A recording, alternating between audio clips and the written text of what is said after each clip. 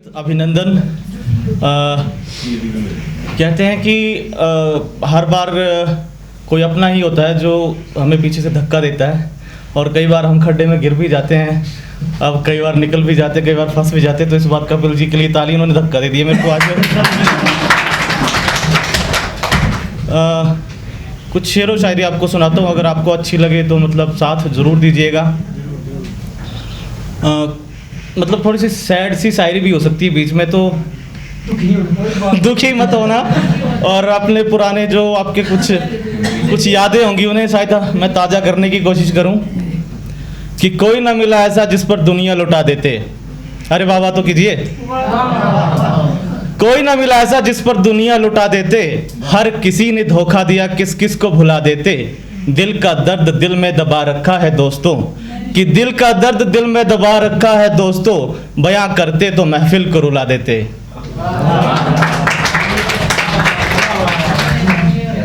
तुम पे ही मरता है ये दिल, ये आप किसी को भी कह सकते हैं, मतलब जो आपको लगता है, मतलब कि तुम ही पे मरता है ये दिल, किसी और की इबादत नहीं करता।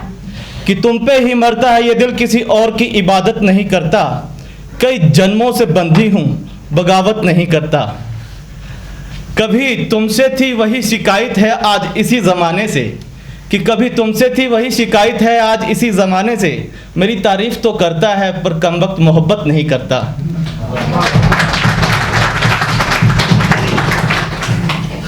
और एक नुसरत फ़तेह अली खान साहब का गाना है, तो उसको थोड़ा शेर व शायरी में ही मैं आपको सुनाऊंगा कि हुस्न वालों से अल्लाह बचाए। ये सुना होगा आपने, सबने सुना है? पर गा के सुनाना पड़ेगा। गा के भी सुना सकता हूँ, पर मेरे को लगता है कि शायरी के अंदाज में कुछ अच्छा लगता है, पर मैं गा के सुना देता हूँ। गा के। मस्त नजरों से अल्लाह बचाए, क्लैपिंग कर सकते हैं साथ साथ में। मस्त नजरों से अल्लाह बचाए, हो नौजवानों से अल्लाह बचाए। मस्त नजरों से अल्लाह बचाए, हो नौजवानों से अल्लाह बचाए। हर बला सर पे आ जाए लेकिन, हर बला सर पे आ जाए लेकिन, हुस्न वालों से अल्लाह बचाए। मस्त नजरों से अल्लाह बचाए, हो नौजवानों से अल्लाह बचाए। हो इनकी मासूमियत पर ना जाना, हो इनके धोखे में हरगिज़ ना आना। लूट लेते हैं ये मुस्कुरा कर, हो लूट लेते हैं ये मुस्कुरा कर। हो इनकी चालों से अल्लाह बचाए, मस्त नजरों से अल्लाह बचाए। ओ मस्त नजरों से अल्लाह बचाए।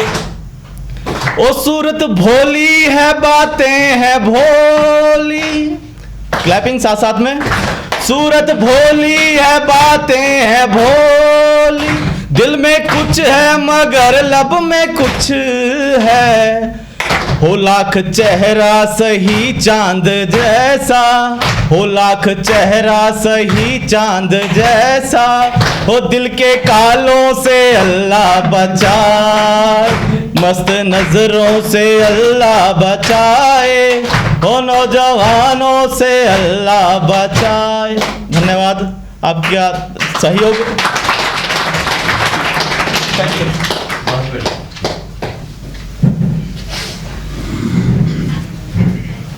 अल्लाह अगर 700 करोड़ होते तो जरूर बचाते। बेचारे अकेले फंसे, कितने को बचाएंगे? अल्लाह बेचारे अकेले फंसे, कितनों को बचाएंगे?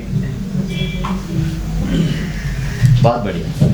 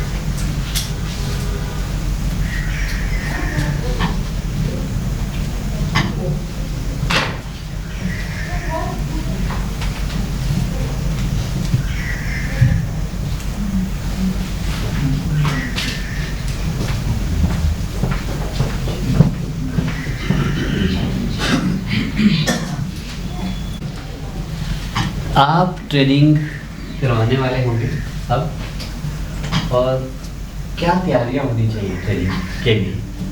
ट्रेनिंग शुरू करने से पहले क्या तैयारी होनी चाहिए?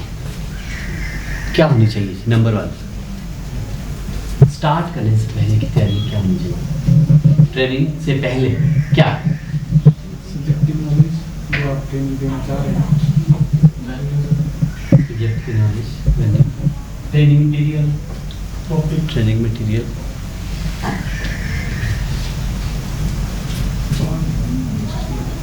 और थोड़ा पीछे चलते हैं।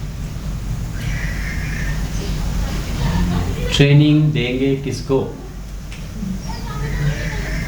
ऑडियंस की आइडेंटिफिकेशन, कौन है, किसको ट्रेनिंग देनी है।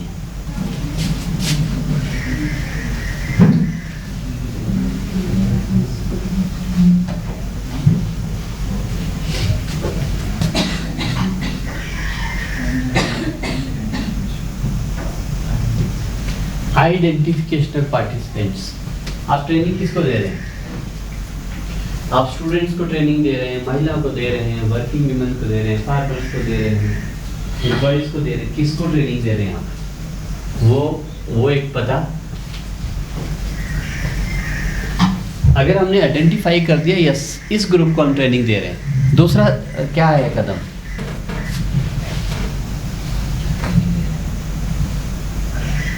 नेक्स्ट स्टेप क्या होना चाहिए? किस विषय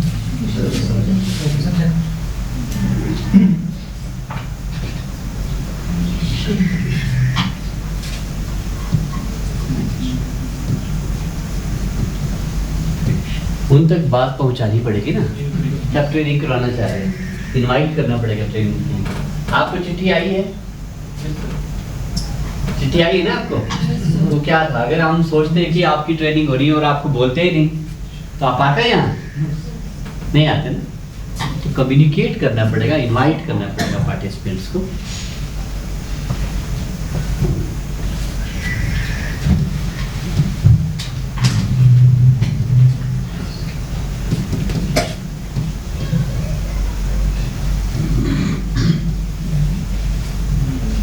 ट्रेनिंग शेड्यूल पहले पता होना चाहिए। क्या कौन से समय में क्या पढ़ा रहे हैं, कितने टाइम में कौन सी बात आपने कवर करनी है। तो फाइनलाइजेशन ऑफ शेड्यूल, शेड्यूल को आप ट्रेनिंग शेड्यूल को फाइनल कर दें। आपके पास ट्रेनिंग शेड्यूल है इसमें? Yes, हालांकि इसमें हमने लाइट रखा है क्योंकि ये बहुत टेक्निकल है, ये सारा बहुत टेक्निकल है। तो इसमें सभी पार्टिसिपेंट जो है इस लेवल पे नहीं पहुंच पाएंगे, इसलिए हमने इसको पूरे प्रोग्राम को हल्का रखा है।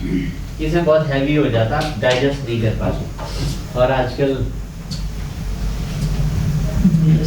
डाइजेशन की गोलियां भी कमजोर हैं, 2-2 खानी पड़ती।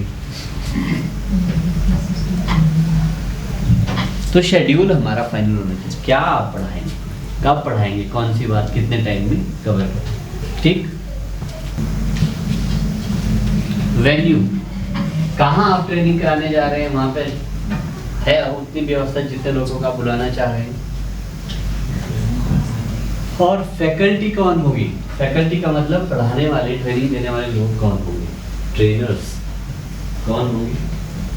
उसकी व्यवस्था, और लॉजिस्टिक्स, लोगों के आने जाने की व्यवस्था, उनके ठहरने की व्यवस्था, उनके जलपान की व्यवस्था, खाने पीने की व्यवस्था, इस पे भी तवज्जो देनी पड़ेगी।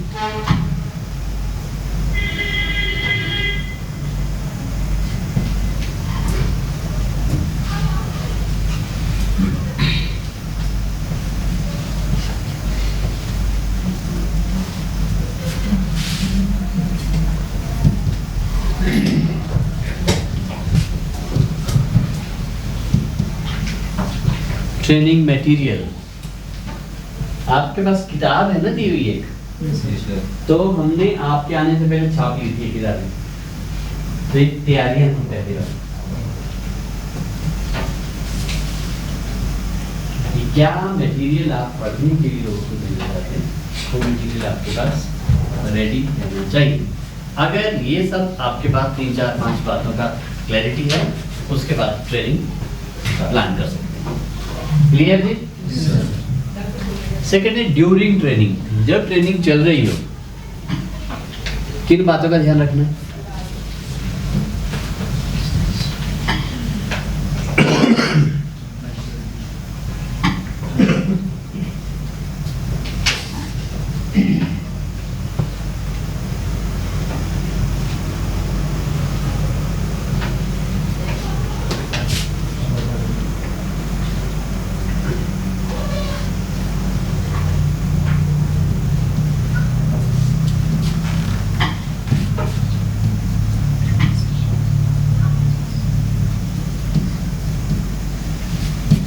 Participants basic comfort.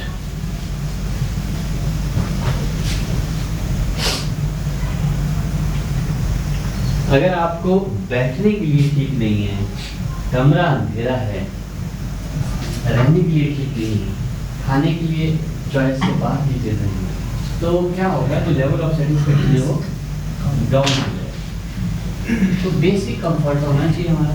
हम नहीं कह रहे हैं लग्जरीज होनी चाहिए, लग्जरीज चाहिए, बेसिक होना चाहिए कि हम एटलीस्ट वहां पे दिक्कत ना हो। यहाँ बेसिक कंफर्ट मिला है आपको? सभी को मिला है? Right.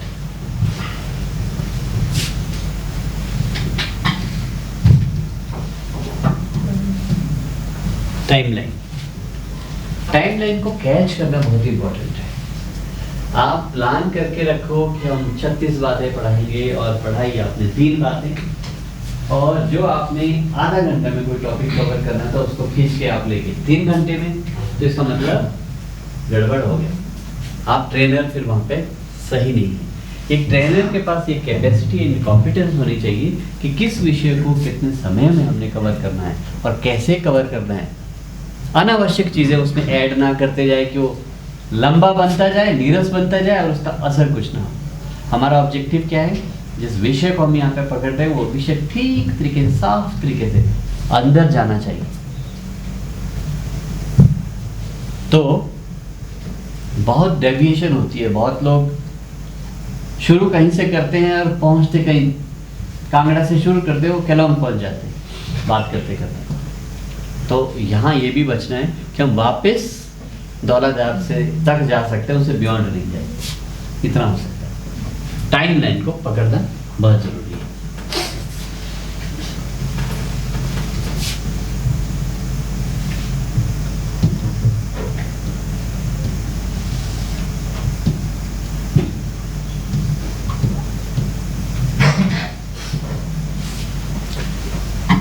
Feedback, session wise feedback बड़ा जरूरी है। और फीडबैक क्यों जरूरी है? हम तो यहाँ पे बैठे हैं 4 दिन का समय निकाल के, और कोई सेशन अगर यहाँ पे बहुत ज़्यादा फ्रूटफुल नहीं रहा और उसका फीडबैक भी नहीं मिला, तो क्या होगा? तो आप अधूरी जानकारी के साथ और कम सेटिस्फैक्शन मॉडल में वापस जा रहे होंगे। अगर आपने फीडबैक ले लिया, उसको रिकवर करने के प्रयास किए जा सकते हैं। कल शाम का फीडबैक हमारा था कि कल जो 5-5 मिनट की सबकी एक्सरसाइज थी, शुरू में तो हुई ठीक, लेकिन बाद में वो औपचारिकता जैसी बनी, ऐसा फीडबैक था। तो आज हमने रिपीट किया उसको, 2-4 और एग्जांपल सामने खड़े हुए, लोगों ने प्रैक्टिस की। वो फीडबैक के बेस पे एक्शन क्या ले रहे हैं, वो फीडबैक लेना इंपॉर्टेंट है फ्रीक्वेंटली, और इम्पैक्ट को देखना साथ साथ।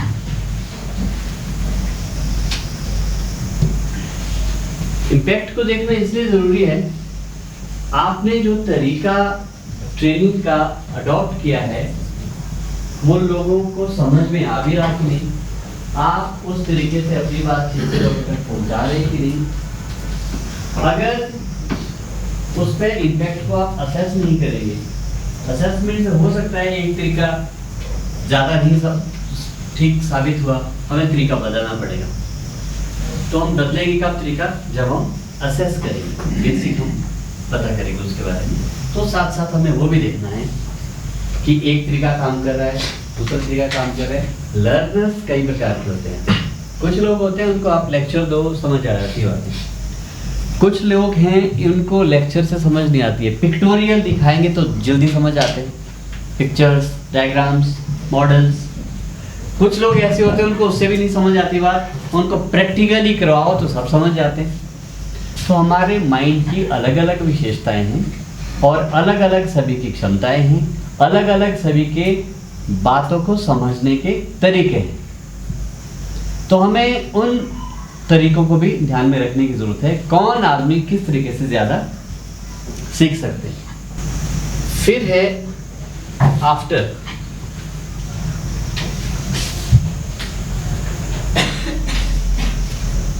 ट्रेनिंग के बाद, ट्रेनिंग आपने कंडक्ट करवा ली, उसके बाद क्या करेंगे?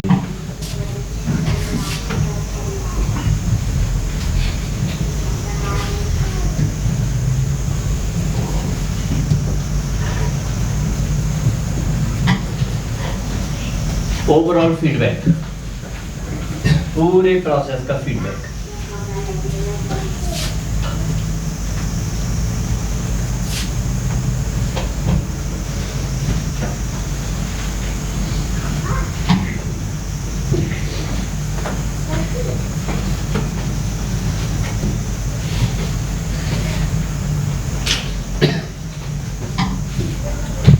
फिर है ट्रेनिंग रिपोर्ट।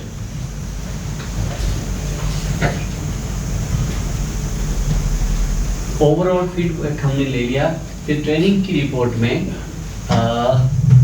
ट्रेनिंग कब शुरू हुई, कौन कौन लोग थे, कहाँ से थे, उनके संपर्क, उनके अटेंडेंस, डे 1 में कौन लोग थे जो फैकल्टी थे, उन्होंने क्या क्या पढ़ाया, डे 2 में कौन थे, डे 3 में कौन थे, लोगों से डिस्कशन के बाद ऑब्जर्वेशन क्या थी, कोई रिकमेंडेशंस आपकी ओर से पार्टिसिपेंट में से क्या आई है, उन सारी चीज़ों को डॉक्यूमेंट करना होता है एक रिपोर्ट के लिए।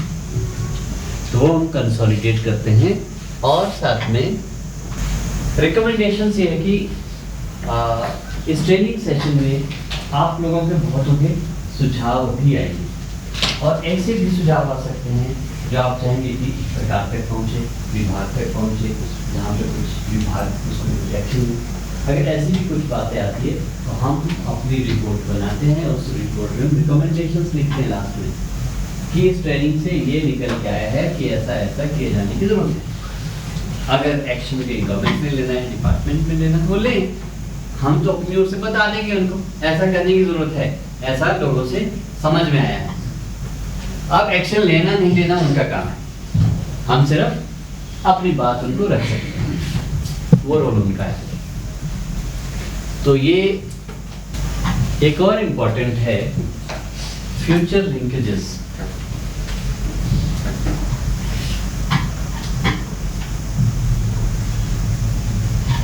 हमने ट्रेनिंग अभी होगी पूरी, कल वापसी हो जाएगी, उसके बाद यही समाप्त जी। उसके बाद क्या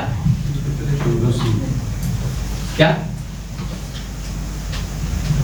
कल के बाद क्या? हाँ काम पर तो जाएंगे। तो यहाँ वाली बातें क्लोज। हाँ जी नहीं ताज़ा रखिए। फ्यूचर लिंकेजेस बड़ी जरूरी है। फ्यूचर लिंकेजेस ये है आने वाले टाइम के लिए कनेक्शंस बने रहने चाहिए।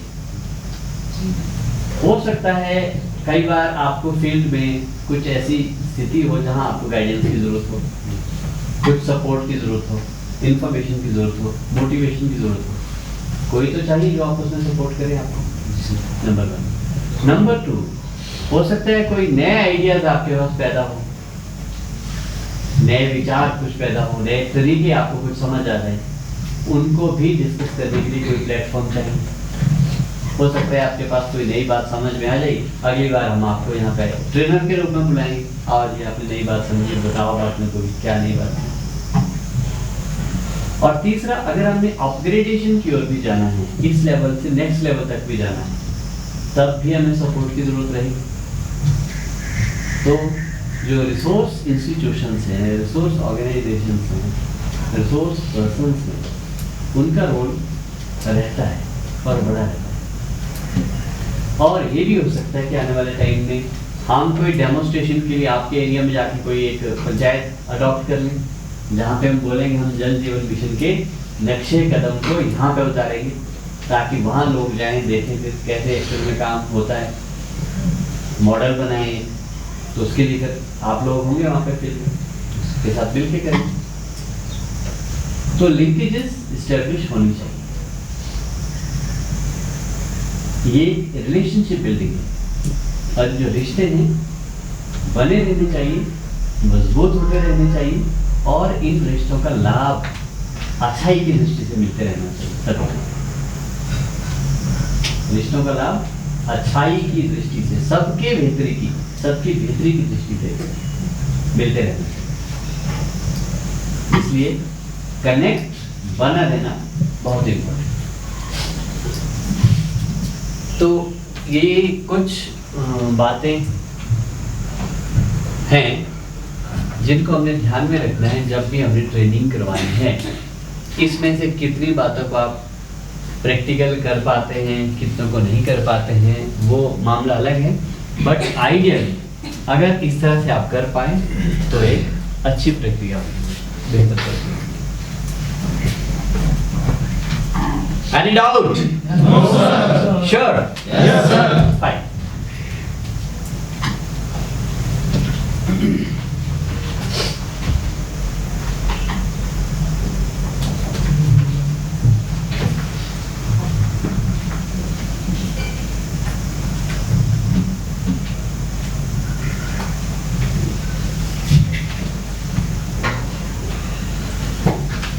जब आप इन चीजों को देखते हैं, वेन्यू मैटर करता है, इम्पैक्ट क्रिएट करता है। आप लोगों ने कितनों ने मंडी में ट्रेनिंग की है? 1 2 3 4 5 6 7 8 आप लोगों ने मंडी में ट्रेनिंग की है। मंडी में कहाँ? क्या नाम? झांसीधार में। राइट। हमने भी वहाँ पे ट्रेनिंग करवाई है, एक ट्रेनिंग वहाँ पे भी हमने करवाई है। बहुत अच्छा इंस्टीट्यूट बना हुआ है, हर हिसाब से अच्छा है, मैं ये नहीं कह रहा हूँ। पता नहीं जो फीलिंग हम यहाँ क्रिएट कर पाते वो वहाँ नहीं होगा, ये मेरा अनुभव है।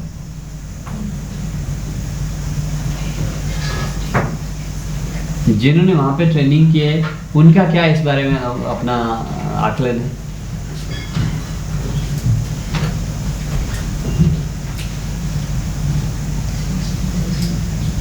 कुछ बोलेंगे जिन्होंने ट्रेनिंग की वहां पे? नहीं, मेरी बात समझे कि नहीं? हाँ जी सर। तो इसमें कुछ बोल सकते कि नहीं? ऐसा क्या आपको भी महसूस हुआ कभी? नहीं। एक तो सबसे बड़ी बात है कि हम ये नहीं कंपैरिजन यही कर सकते हैं कि फैकल्टी की वहाँ पर थोड़ी सी कमी रहती है। जैसे एनर्जेटिक की बात करें, जैसे आपकी बात करें, या जैसे मेहता जी से बनता, अगर उस टाइप में बनता आए वहाँ पर, और जैसे आप यहाँ पर पूरा प्रैक्टिकल वहाँ पर भी करवाते हैं, लेकिन कमियां तो रहती ही हैं, कमियां यहाँ भी हो सकती हैं, जरूरी नहीं है मेरी हाँ। में अच्छा हो, बिल्कुल। लेकिन ये है कि थोड़ा सा वहाँ और यहाँ पर ये कि थोड़ा एक तो इन्वायरमेंट का थोड़ा सा ठीक है यहाँ पर, अगर वहाँ क्लाइमेट की भी बात करें तो थोड़ा सा यहाँ पर ठीक है। और जैसे आपको चेंज लगा होगा वहाँ पर तो जो प्रोजेक्टर का सारा जो फंड है थोड़ा सा और डिफरेंट है, जो हमारा हॉल है वो भी थोड़ा सा डिफरेंट है, बाकी यही सब कुछ जहाँ तक मेरा अनुमान है। हाँ, थोड़ा डिफरेंस है।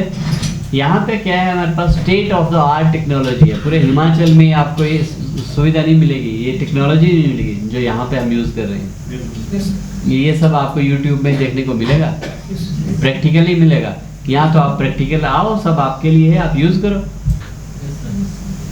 जो इम्पैक्ट आप यहाँ पे क्रिएट कर सकते हैं वो पेन और पे चार्ट पे या प्रोजेक्टर पे नहीं क्रिएट हो सकता, वो फर्क है। तो वेन्यू मैटर्स, आपका वेन्यू कैसा है और उसमें वेल इक्विप्ड है कि नहीं, सुविधाएं ट्रेनिंग की वहाँ पे कितनी है कितनी नहीं है, उस पर बहुत फर्क पड़ता है। ट्रेनिंग्स पे इम्पैक्ट कितना जा रहा है।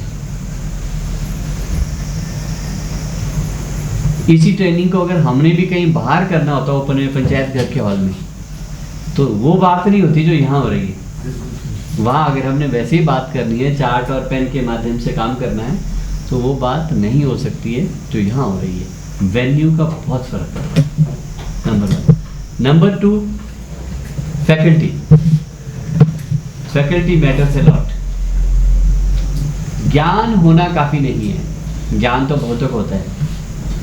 उस ज्ञान को आप पहुँचाएंगे कैसे लोगों तक, और लोगों को आप सोने से बचाएंगे कैसे। झपकियाँ आ जाती हैं जल्दी, खाना खाने के बाद तो बिल्कुल आती है। और ये जो अभी गायक साहब थे, इन्होंने एक कहा था, एक शेर, क्या था लास्ट वाला शेर जी गायक साहब? शेर गीत, गजल गीत से पहले वाला शेर एक तुम था। ही पे मरता है ये दिल, ये बात किसी और की नहीं करता। कई जन्मों से बंदी हूँ, बगावत नहीं करता। कभी तुमसे थी वही शिकायत है इसी जमाने से, मेरी तारीफ तो करता है पर मोहब्बत नहीं करता। हम सब आज इनको मोहब्बत करेंगे। रेडी है आप? आओ जी, इधर आओ।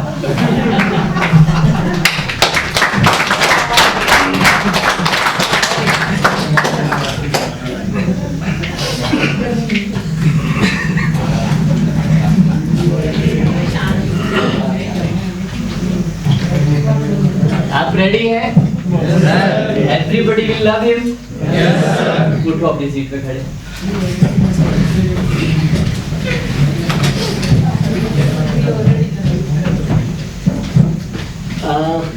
हमारे पास स्पेस थोड़ा टाइट होगा यहाँ पे। एक्सरसाइज करेंगे।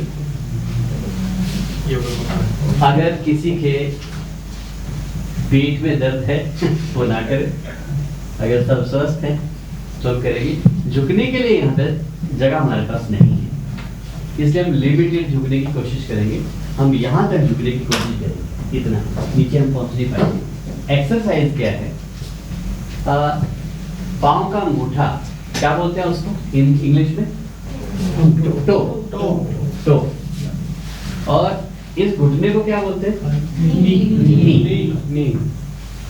प्रैक्टिस ये है कि पहले हम अंगूठे को छुए, फिर हम घुटने को छुए। ये ऐसा संभव नहीं है बिकॉज स्पेस शायद इतना लो नहीं करेगा। हम नहीं, पिछली लाइन भी फिर ऐसा पहले एक लाइन करो। हाँ, हम एक काम करते हैं, कोई बात नहीं, इतना नहीं करके हम इसको मान के चलते हैं। ऐसे करेंगे, ऐसे two knee, two knee, two knee, then I love you. अपन कैसे करेंगे? Two knee, I love you.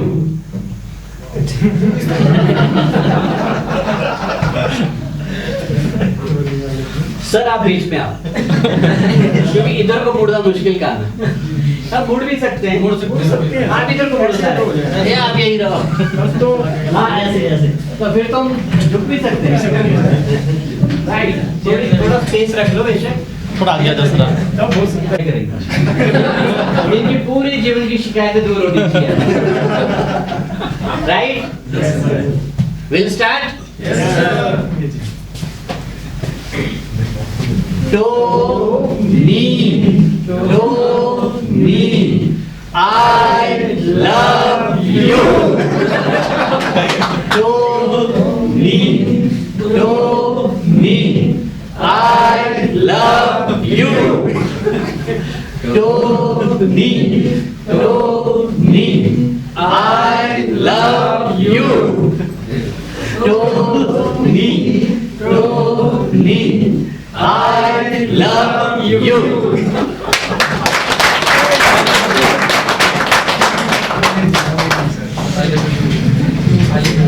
I love you also love you.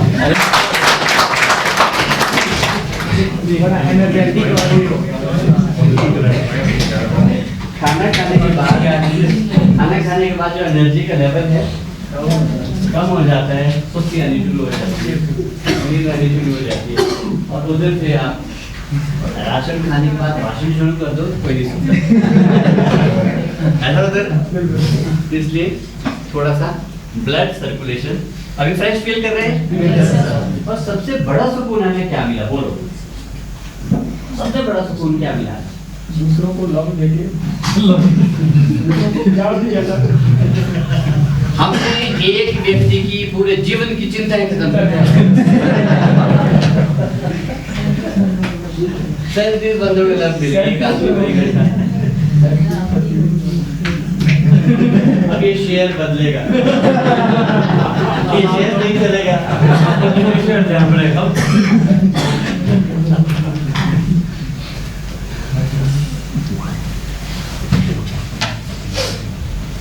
कल हमने और आपने जो ट्रेनर्स कैरेक्टरिस्टिक्स को लेकर अपनी अपनी रेटिंग की थी, उस रेटिंग में ईमानदारी का स्तर क्या था, वो एक बार आपसे जानने की कोशिश करते हैं। मेरी बात को ध्यान से सुनो, उसके बाद कहना। जब हम अपना आकलन करते हैं, अपना आकलन करते हुए हम कितने ईमानदार खुद के साथ रहते हैं। ईमानदारी किसको चाहिए? दूसरों को ईमानदारी दिखाने की जरूरत नहीं होती है। ईमानदारी खुद को, भीतर को। सबसे पहला जो दृष्टा है वो हमारी आत्मा है, जो हमारे भीतर है, बाहर कुछ नहीं। तो सबसे पहली जवाबदेही हमारी खुद के प्रति होनी चाहिए। जीवन में ध्यान रखना हमेशा कि जब भी कहीं कोई बात आए, हम कोशिश करते हैं कि दूसरों को जस्टिफाई करने के लिए हम कुछ तर्क देते हैं, लॉजिक देते हैं, जस्टिफिकेशन देते हैं, कुछ उदाहरण देते हैं, जुगाड़ करते हैं कुछ न कुछ कहने का कि हम सही हैं। और जब हमें पता होता है कि भीतर से हम सही नहीं हैं, हम दूसरे वाले को सही करने का प्रयास करते हैं।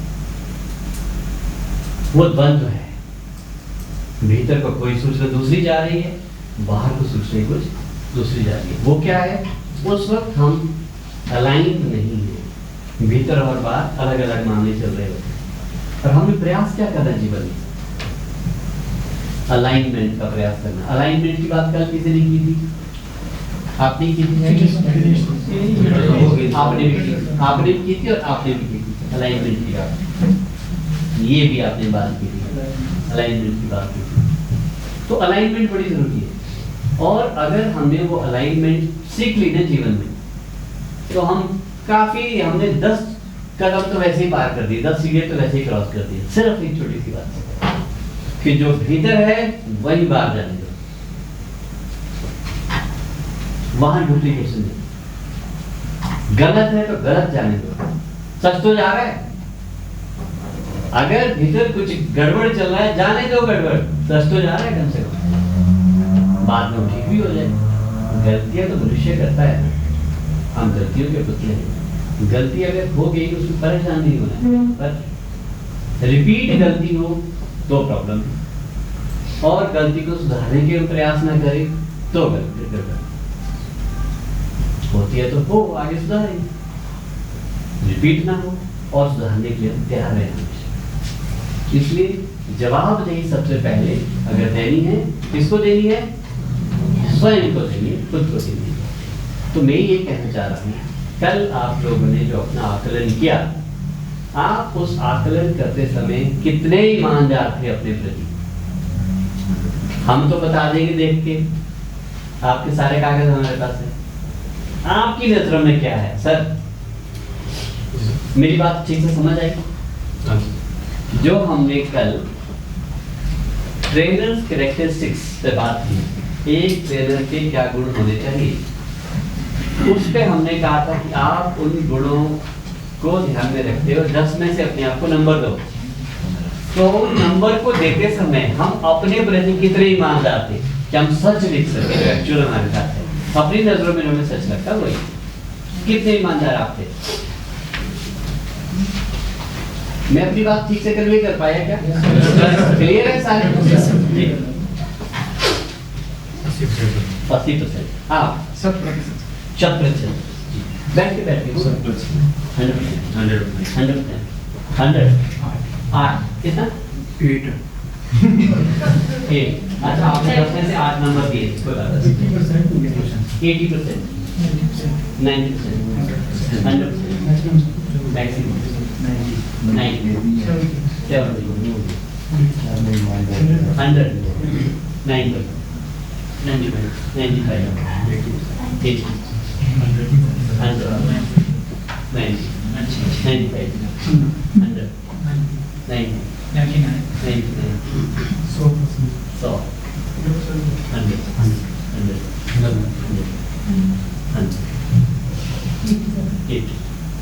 100,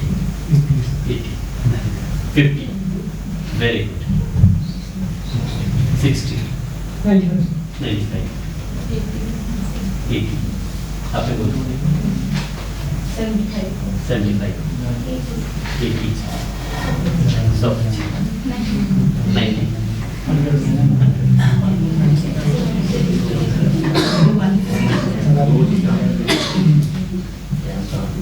इसका मतलब क्या हुआ?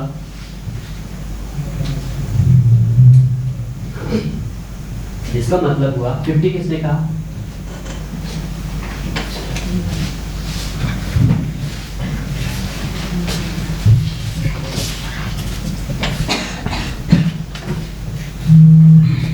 आपने ईमानदारी का सबसे बड़ा सबूत दिया जो आपने 50% माना इस बात को। पहले तो आपकी ईमानदारी को लेकर क्लैपिंग।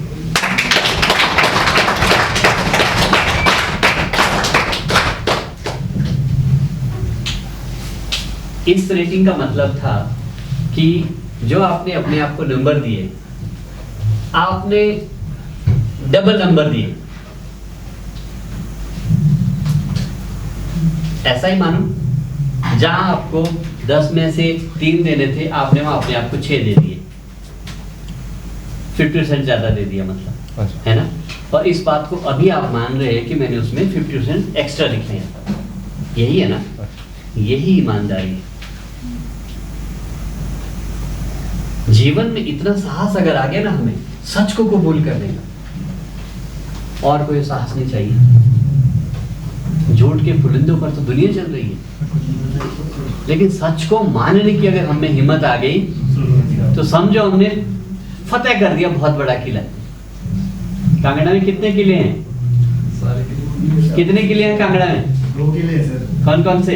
एक ओल्ड पुराना कांगड़ा में और एक डेरा के साथ। गुलेड़ में भी है, एक नूरपुर में भी है। आप कहाँ से? सर मंडी से। हाँ जी, मंडी। आप कांगड़ा के सारे किलों को फतेह कर रहे हैं, मंडी से आ रहे हैं। कहाँ पे? कमला कहाँ हुआ? धर्मपुर।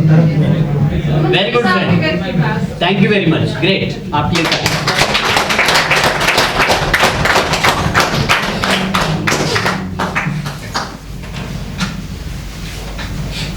एक बार महात्मा गांधी के पास एक व्यक्ति आए, छोटे बच्चे को लेके, अपने बेटे को लेके। गांधी जी से निवेदन किया कि मेरा बच्चा मीठा खाता है, इसको कुछ समझाओ। मेरी बात तो सुनता नहीं, मीठा खाने से मानता नहीं। गांधी जी ने बोला आप ऐसा करो, अगले महीने आना, 1 महीने के बाद आना। कोई बातचीत नहीं की, 1 महीने के बाद आना। चले गए वापस। 1 महीने के बाद दोबारा आए वो व्यक्ति अपने बेटे को लेके। गांधी जी आपने कहा था 1 महीने के बाद दोबारा आ गए, बेटा मीठा। Excuse me.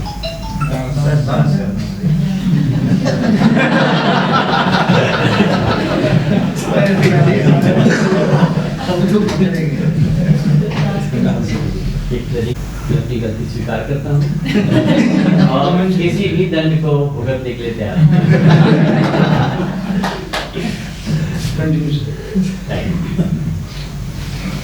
उस दिन गांधी जी ने बच्चों को बोला ये बेटे मीठा ज़्यादा नहीं खाना चाहिए, मीठा खाने से कई प्रकार के रोग शरीर में पैदा होते हैं, बहुत अच्छे स्वस्थ बनो, आगे बढ़ो।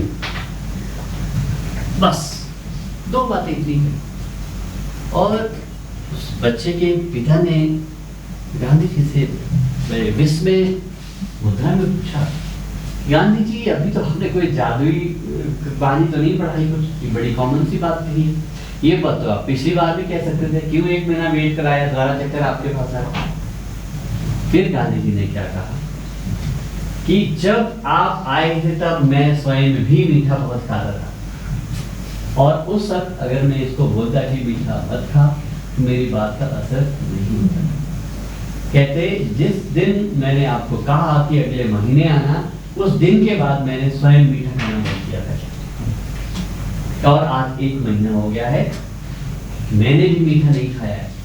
और आज अगर मैं ये शब्द इस बच्चे से कह रहा हूँ, अब ये शब्द असर करेंगे, क्योंकि मेरे शब्दों में ताकत मेरी साधना की है। मैंने जीवन में जिन मूल्यों को अपनाया उसी का अगर मैं उपदेश देता हूँ, वही उपदेश काम करता है, सारे उपदेश काम नहीं करते। का मतलब हम अगर कुछ भी कहें, असर बाहर उस पर निर्भर करता है कि हम स्वयं उस पर पालन करते हैं उसका या नहीं करते। हम दूसरों को बोलते हैं कि अपना चरित्र अच्छा रखो, स्वयं का चरित्र अगर हम अच्छा नहीं रखेंगे तो हमारे उस शब्द की कीमत नहीं होगी। हम बोलते सदा सच बोलो झूठ मत बोलो, पहली क्लास से हम पढ़ना शुरू कर लेते हैं, सदा सच बोलो झूठ मत बोलो। जीवन भर जरूरत पड़ने पर हम सब झूठ बोलते हैं, तो उसका असर नहीं। और जो व्यक्ति सच बोलते हैं, वास्तव में सच बोलते हैं, झूठ जिन्होंने बोला ही नहीं, उनके शब्दों में इतनी ताकत होती है, उनको बहुत संभल के बोलना पड़ता है, क्योंकि उनके शब्द चमत्कार करना शुरू कर देते हैं। जो वो उनके मुंह से निकलेगा वो सत्य सिद्ध होना शुरू हो जाएगा, बिना किसी पूजा पाठ ज्ञान देने कुछ नहीं चाहिए। सच्चाई की इतनी बड़ी शक्ति है, पूरी प्रकृति इकट्ठी हो जाएगी उसके शब्दों को पालन करेगी। और अगर उनके मुंह से किसी के लिए कुछ गालियां भी निकल गई, तुरंत उसका असर हो जाएगा।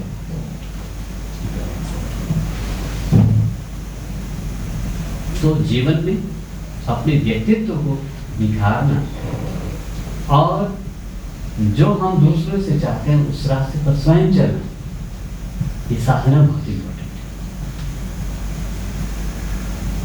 कैसे इसका असर होता है, मैं एक और आपको शेयर करता हूँ। गौतम बुद्ध का नाम कितने लोगों ने सुना? सभी। किसने नहीं सुना है?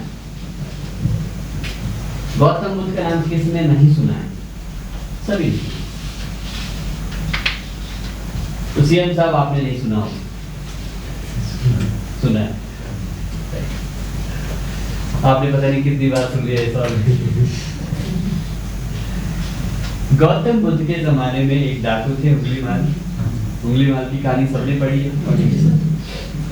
उंगली माल का काम था कि लोगों के हाथ काटो, अपनी माला में पिरो। जहां से उंगली माल गुजरते थे कोई आदमी उधर से चैन से नहीं जाते थे, सब लोग भाग जाते थे अपनी जान बचाने के लिए, निकल जाते थे।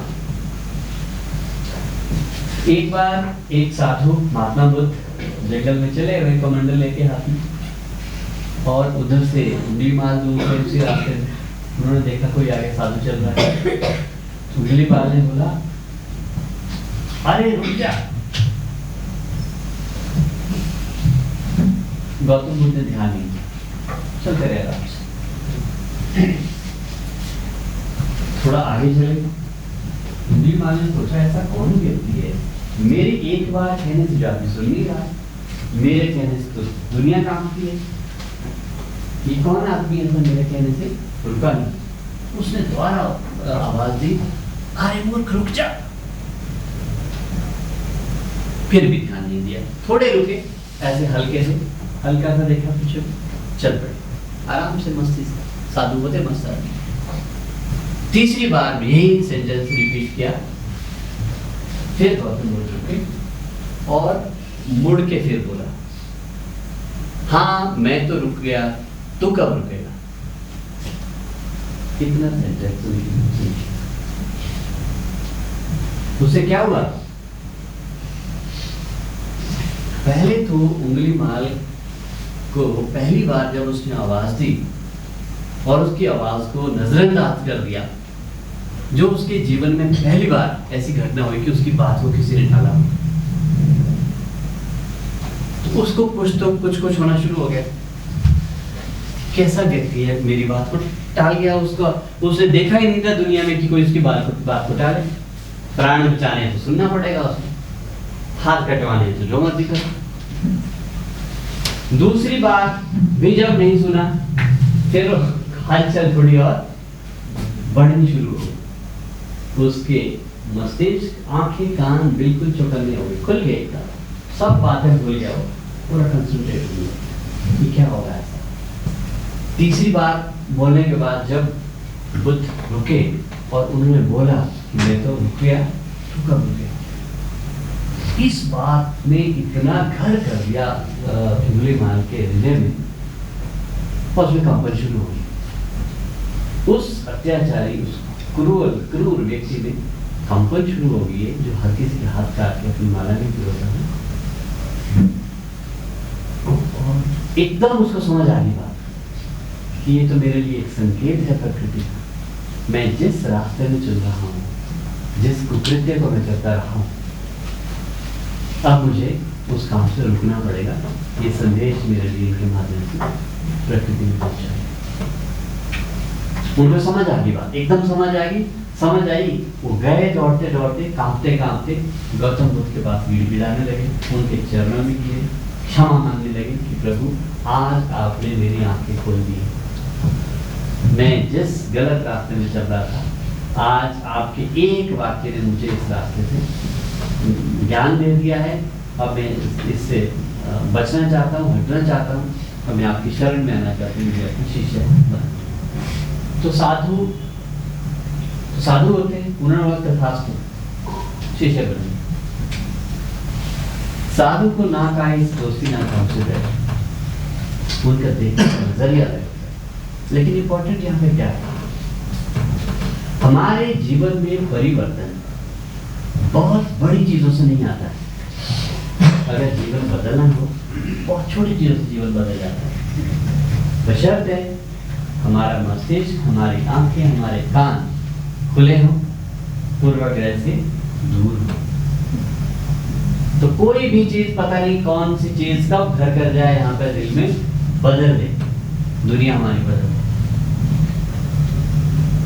इसलिए जब भी हम ऐसे कहीं अवसर हमें मिलते हैं, तो वहाँ हम अपने आप को पूर्वाग्रह से ग्रसित होकर ना बैठें, खुले मन से बैठें, मन को खुला रखें, कान को खुला रखें, आंखों को खुला रखें।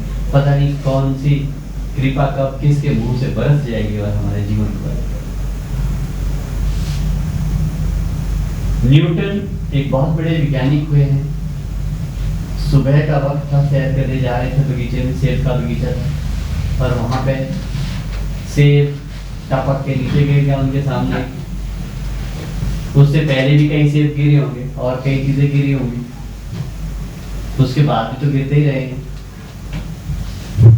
करोड़ों लोगों ने उनके होने से पहले भी गिरते हुए सेब देखे नीचे, लेकिन ये प्रश्न न्यूटन में पैदा उस दिन हो गया कि सेब नीचे क्यों गिरा। उस दिन से पहले भी सेब गिरे होंगे, न्यूटन के सामने ही गिरे होंगे नीचे, और भी चीज नीचे गिरी होगी, वो प्रश्न पहले पैदा नहीं हुआ, उस ही क्षण क्यों पैदा हुआ। या तो ये प्रश्न तब पैदा होना चाहिए जब पहली बार किसी चीज को नीचे गिरते हुए कोई देखे।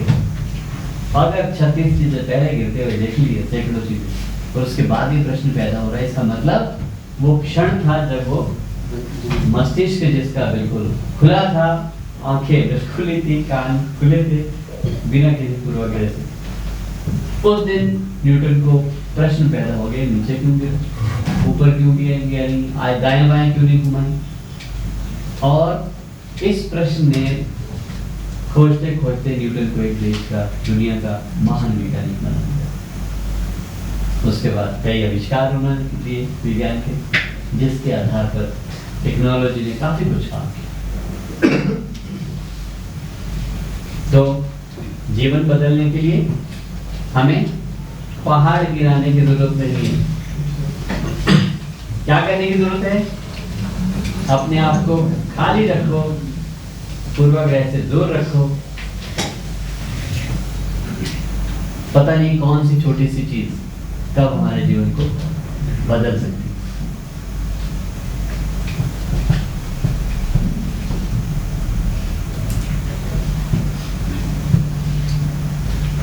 चाय का बंद तो नहीं कर रहा है?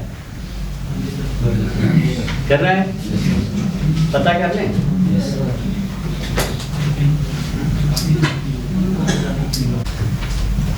जीवन में जितना बड़ा सोचेंगे उतने हम बड़े जा सकते हैं, हो सकते हैं, और जितना हम छोटा सोचते हैं उतने हम छोटे हो जाते हैं। हम क्या हैं? हम we are sum total of our thoughts. हम अपने विचारों की अभिव्यक्ति हैं। हम क्या हैं? जो हम सोचते हैं वही हम हैं। तो सारा डिपेंड करता है कि हम सोच हम कितनी बड़ी करते हैं, कितनी छोटी करते हैं, उसके हिसाब से हमारा जीवन। तो ऐसे कोई है यहाँ पे जो अपना साझा कर सके एक ऐसा वाक्य जो आप बहुत बड़ा सोच रहे हो, जो आपको लगता है कि अभी आपकी तैयारियां इतनी सोच के लिए नहीं है, लेकिन सोचा बहुत बड़ा। सर कुछ ऐसा है?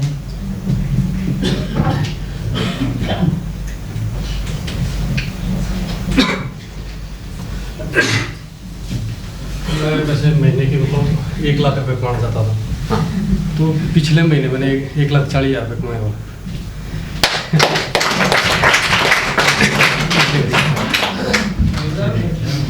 अब ये दो लोग जो दोनों लाल शर्ट वाले बैठे हुए ना, खतरनाक लोग हैं, ध्यान रखना।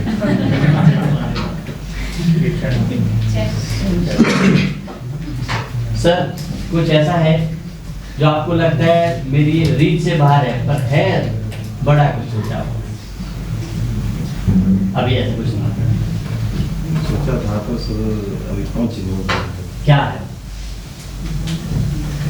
अगर पर्सनल नहीं है, अगर शेयर किया जा सकता शेयर करें, अगर पर्सनल है तो कोई बात नहीं। पर्सनल है जी, कोई थॉट नहीं। मैंने सोचा है अपने बच्चों के प्रति सर। मेरे बच्चे वो पढ़ रहे हैं MIT में सर। वो वेरी गुड जी सर। एक इसमें BTech कर चुका है सर, स्टेट कॉलेज से। Very good. मैं चाह रहा हूँ सर आगे के लिए कि वो मेरे पहुँचेंगे बात तक नहीं सर। इस आगे के लिए मतलब आगे बढ़े, आगे बढ़े सर। जी सर। पढ़ने वाले हम कौन रुकेगा? कोई नहीं रुकेगा, तो आगे बढ़ेगी, निश्चित रूप से बढ़ेगी। यस, ये हमारी सबकी शुभकामनाएं आपके बच्चों के साथ, सबके बच्चों के साथ जी। मैंने भी अपने बेटे के बारे में क्या है कि लिए अभी वो यूनिवर्सिटी दिल्ली से यूनिवर्सिटी में किया है केमिस्ट्री वाला वेरी गुड आजकल सुपर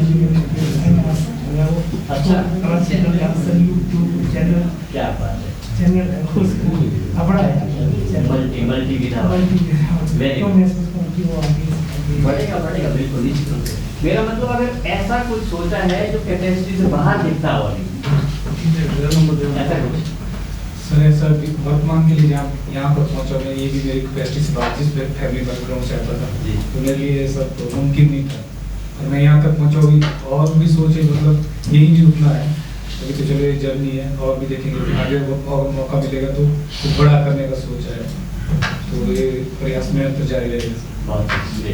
कुछ बड़ा जो आप शेयर कर सकते हैं आप शास्त्री आप IAS बने HAS तो ये तो कोई ऐसा नहीं है कि जो आपकी रील से बाहर है इसलिए प्रयास करें पेपर देना है पास करना है तो अगले 2 साल के अंदर इनको हम HAS अफसर देखना चाहेंगे कितने देखना चाहिए तो आपके लिए सबकी ओर से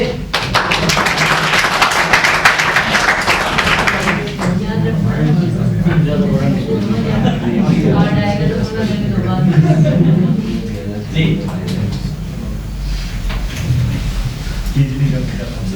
दो बार मैच दिया 3 बार मैच दिया सफल रहा लेकिन अभी शायद फर्स्ट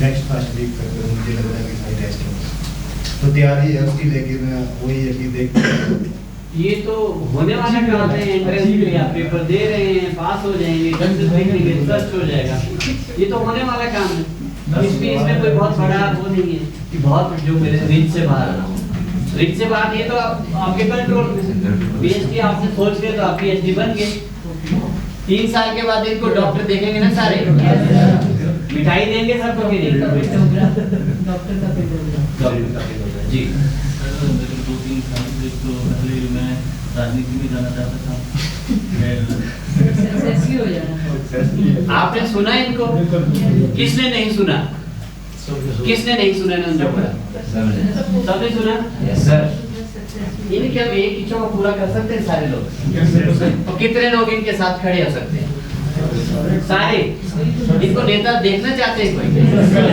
स्टैंडिंग ओवेशन करें आपके लिए पर आपको नहीं सर उससे पहले कवि देखना चाहते इसको कुमार विश्वास में होते इनके साथी बोल रहे थे कुमार विश्वास में कुमार विश्वास इनमें नहीं है सर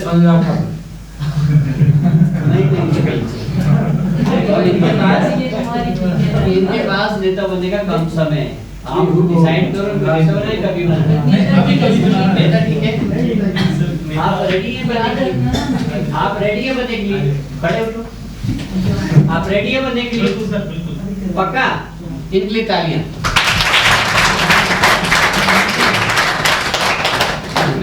लिख लो कि मैं यहाँ से क्या कर दूंगा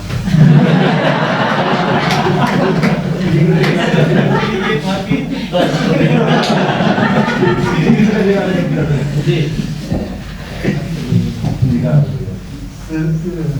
ट्रैवल करना मेरा शौक है और दुनिया घूमना चाहता हूँ मुझे लगता है कहीं घूम रहा कहाँ जाना कभी है जो भी बड़ी बड़ी सिटीज बड़ी बड़ी सिटी देश की विदेश की विदेश की विदेश की कोई 3 सिटी तो बता कहाँ इच्छा जाए अमेरिका अमेरिका में कौन सी अमेरिका तो देश है न्यूयॉर्क राइट और कनाडा कनाडा में कौन सी सिटी का दुनिया अच्छा कोई बात नहीं ठीक है और तीसरा साउथ अफ्रीका साउथ और ठीक है आगे कितने सालों में टारगेट रखना चाह रहे हैं फिक्स करो फिक्स कर सकते थे आप फिक्स करके ग्रुप में लिखना हमारा एक ग्रुप बना हुआ ना सबका उस ग्रुप में लिखना कितने साल के अंदर आप अपने आप को वहां देखना चाहते हैं और वहां को पूरा करने का काम हम करेंगे मैं न्यूयॉर्क घूम के आया हूँ सर के साथ सर कौन से भी कर देंगे चलिए फाइन थैंक यू पर्सनल है, किससे मोहब्बत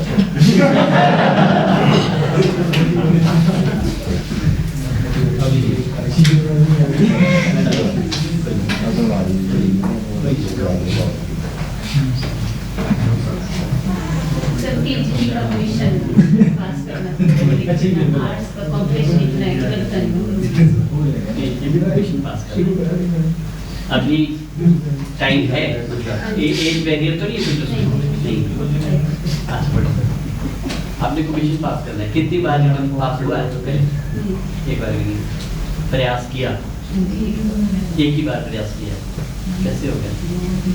एक ही बार प्रयास किया और एक बार नहीं हुआ। अभी टेट अभी क्लियर हुआ ना, अब आप प्रयास करेंगे तो आप टीजीटी 2 साल में अपने आप को बन देखना चाहती है, कितने टाइम में? इतना तो चाहती हूँ। कितने टाइम में? 2 साल के अंदर। वहां जाके जोर से बोला इस बात, वहां जाके।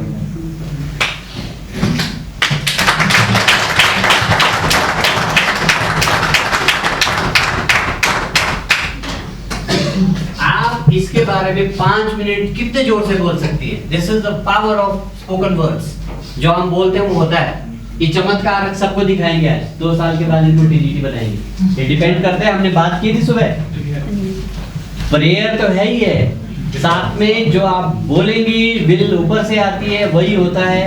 कितनी जोर से और कितना बड़ी आप इसको एक्सप्लेन करके बोल सकती है, जितना बेस्ट आप कर सकती है बोलो यहाँ पे इसके बारे में। सर मैं 2 साल में अपने आप को टीजीटी के रूप में देखना चाहती हूँ, पर मुझे ऐसा लगता है कि आर्ट्स कंपटीशन बहुत है और मैं नहीं कर पाऊंगी। Thank you very much. यहाँ बैठो। ये डाउट वालों के लिए ये विजन नहीं है। जिन लोगों को पहले ही डाउट कर दिया अपने आप में नहीं कर पाऊंगी, तो आदमी कभी भी नहीं कर पाएगा, नेवर। एक हमने पढ़ा था ना अपने प्रेयर में, क्या पढ़ा था? Don't create doubt. क्या पढ़ा था हमने? अगर कुछ चाहते हैं जीवन में और प्रार्थना भी कर रहे हैं, विल भी है, स्ट्रॉन्ग भी, आप कम्युनिकेशन कर रहे हैं ईश्वर के साथ, अगर आपने डाउट कर दिया वो सारा जीरो कर दिया। मतलब आपको ऊपर वाले की शक्ति पर भरोसा दिया, जिसने इतना पूरा ब्रह्मांड रचा है। शुरू के पहले के दिन हमने क्या देखा?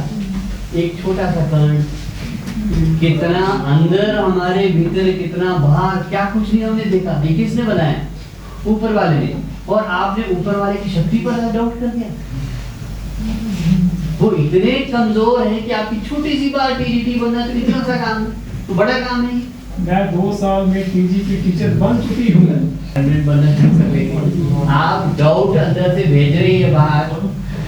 कोई पेड़ बबूल के आम कहाँ से हो?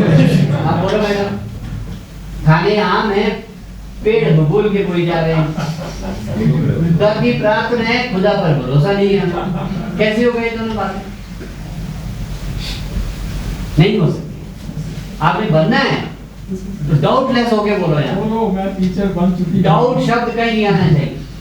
मैं सब टीचर बन चुकी हूँ।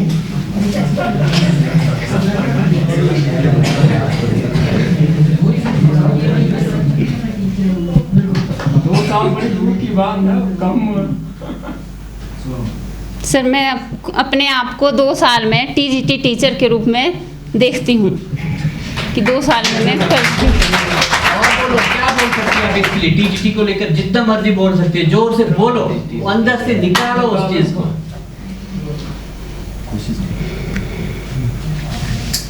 नहीं सर, कुछ नहीं बोल सकती।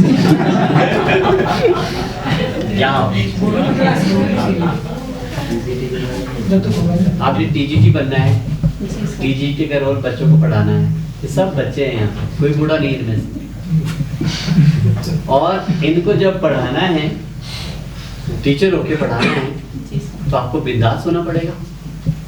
टीजीटी क्यों बनना है, इसके पीछे का रीजन क्या है, उसके लिए तैयारियां आपने क्या करनी है, बनने के बाद क्या उद्देश्य है, क्या आप पाना चाहती है, लेवल ऑफ सेटिस्फेक्शन आपका क्या होगा जब आप बनेगी, इन पर कुछ बोलना पड़ेगा। कैसे टीजीटी बनेगी? बिंदास बोलना पड़ेगा और दिल के साथ बोलना पड़ेगा।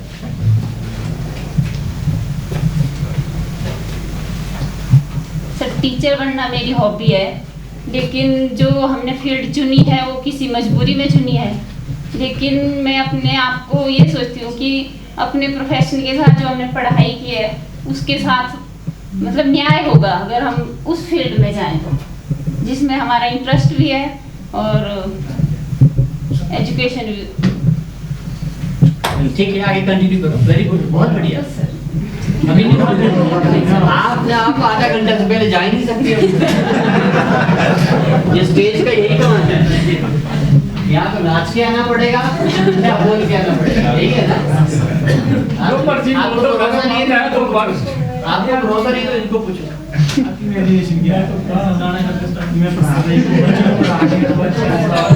आप टीजीटी बन के करेंगे क्या, क्या उद्देश्य है?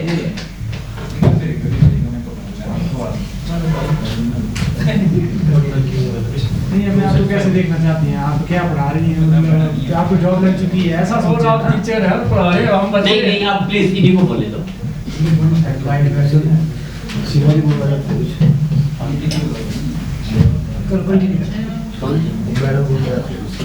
मैडम ने इसके बाद बोलेंगे ना, इनके बाद।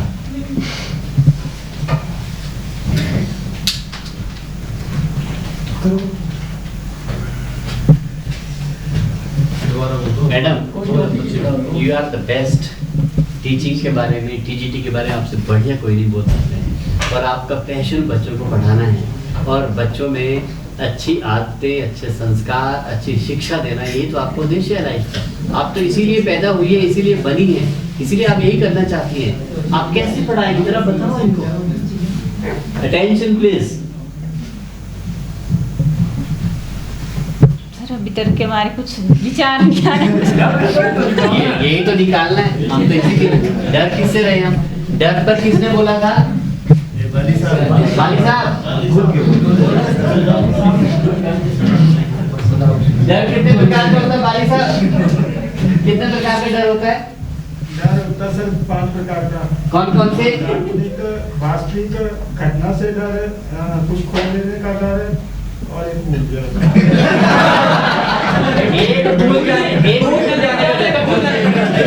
भूल जाने का डर।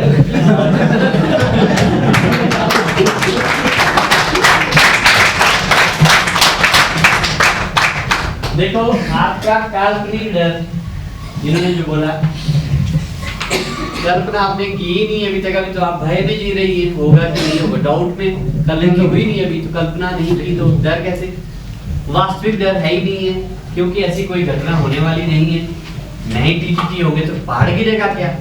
सारे टीजीटी बनते हैं, जरूरी नहीं। और फिर एक होता है घटना से जुड़ा हुआ डर। ऐसा भी कोई आपके पास कोई इंस्टांस नहीं है कि कोई टीजीटी था या थी, कोई बातें प्रॉब्लम होगी, ऐसा भी कोई मामला नहीं है। और एक है भूल जाने का डर, उसके लिए हमने बादाम खिला देने आपको। आप ये छोटे बच्चे हैं और आप क्लास में पढ़ा रहे हैं। यस प्लीज बच्चे हैं 5-5 6 राइट स्टार्ट। ये समझ के बोलो। हाँ, बहुत बढ़िया बोली। डर तो आपके दूर, आपको देख के दूर भाग जाता है। और अध्यापक अध्यापिका एक बहुत बड़ा नाम है। वहाँ भय की तो जगह नहीं होती। शिक्षक गुरु के पास भय कहाँ से हो सकता है? हो ही नहीं सकता है। आप निर्भीक हैं। जरा इनको बताओ। एक मैम थे हमारे जो मुझे मतलब अच्छे लगते थे, जिनको देख के मुझे ऐसा लगा कि मुझे भी टीचर बनना चाहिए उनकी तरह। हाँ जी। और तो क्या विशेषता है उनकी? बच्चों को बहुत प्यार से पढ़ाते थे और उनकी बात भी सुनते थे।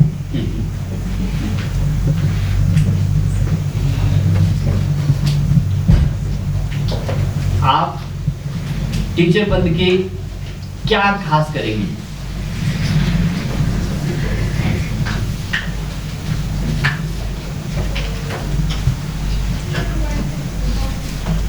क्या आप टीचर बनने के बाद अपने जीवन में 10 बच्चों को अच्छे संस्कार देके आगे बढ़ाने का जिम्मा ले सकेंगे? 10 को छोड़ो, एक को जो अपना बच्चा ना हो और का बच्चा ले सकती है? लेंगी आप? लिखो यार, आई टेक रिस्पॉन्सिबिलिटी लिखो ऊपर।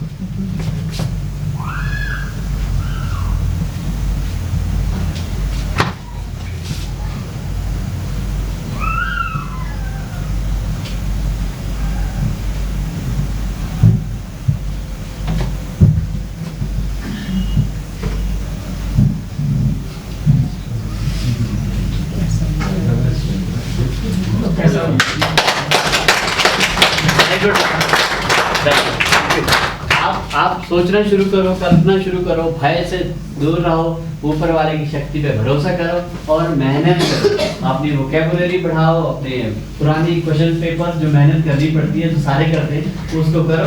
2 साल के बाद आप टीचर बन जाएंगे, किसी कोई दो राय नहीं है। और बशर्ते आप अपनी विल पावर को मजबूत रखो और रिपीट करते रहो कि मैं बन गई हूँ, और मेहनत आप करती तो आप टीचर होंगे अगली बार। और बेशक हमें लड्डू खाने आपके घर आना पड़े, सबको आएंगे जरूर।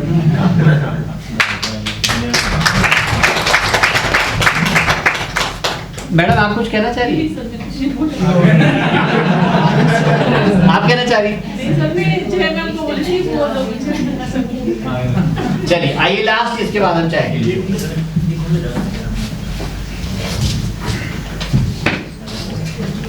नमस्कार फ्रेंड्स, जैसे कि सर आपने बोला था कि आउट ऑफ रीच, तो ऐसा कोई भी चीज़ नहीं जो आउट ऑफ रीच नहीं है, इसलिए मैंने कुछ नहीं बोला था। बट मेरा एम है कि टीचर बनूँ मैं, क्योंकि ये बहुत नोबल प्रोफेशन है। और मैंने ये सीख वहाँ से ली थी क्योंकि 9th में हमारे एक सर थे जो अनफॉर्चुनेटली एक्सपायर हो गए हैं, श्री डॉक्टर विनोद राठौर सर।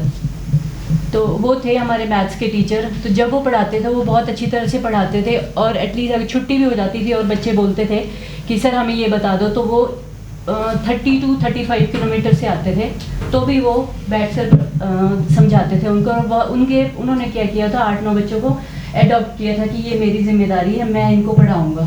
तो वो पढ़ने में बड़े वीक थे जो बच्चे, पर उन्होंने जब अडॉप्ट किया, पढ़ाया, तो उनके आप बिलीव नहीं कर सकते 80 to 85% मार्क्स आते थे मैथ्स में। तब से मैंने भी सोचा था कभी जब बड़े हो जाऊंगी तो मैं पक्का ये प्रोफेशन ज्वाइन करूंगी। बट अब जो डेस्टिनी में जो लिखा था वो एप्पल में तैयारी कर रही हूँ सर। और मैं आपसे प्रॉमिस करती हूँ अगर अगली बार नेक्स्ट चांस में अगर कमीशन निकलेगा तो मैं ज़रूर पीजीटी बनूंगी और हमारे इस ग्रुप में मैं डालूंगी और आप सबको अपने घर में धाम खिलाने के लिए इन्विटेशन दूंगी।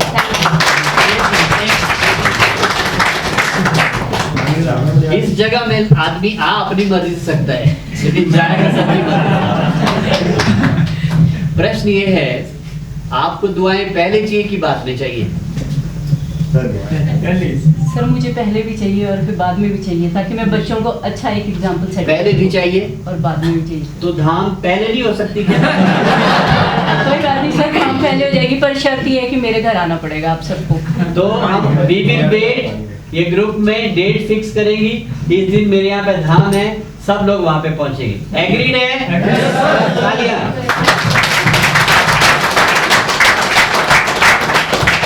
थैंक यू वेरी मच जी।